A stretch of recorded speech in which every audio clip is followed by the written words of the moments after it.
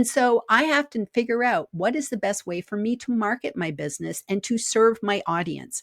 And so I decided, number one, I no longer will be live streaming every week. I it pains me to let go of that, but I recognize that it is more work than I can sustain.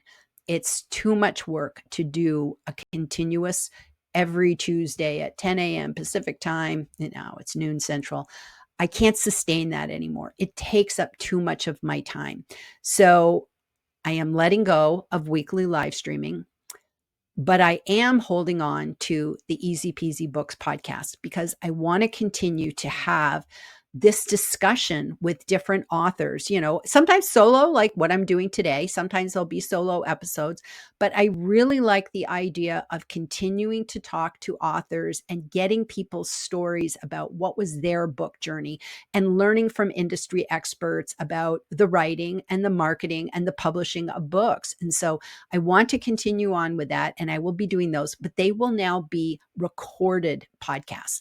And so I'm going to still do them as video and audio podcasts. And so anybody coming on my show, just know that the video will still be available. The audio will be available on all the regular podcast platforms, but I am not going to do them as live streams anymore. So that is my sort of biggest moving forward thing.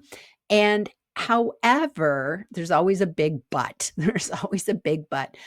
I don't want to let go of live streaming 100% because I still love that engagement you get with an audience when you're live streaming and you're open and available for questions. And I understand that publishing a podcast is always just, I'm pushing out the information, whereas the live stream, you're actually having a conversation with people in the audience. And so I really thought long and hard on this, and I decided I wanted to keep this element in my life, but I can't do it on a weekly basis. So what I decided is that I would do it on a monthly basis, and that instead of calling it Live with Jillian and Friends, I want to call that LinkedIn for Authors.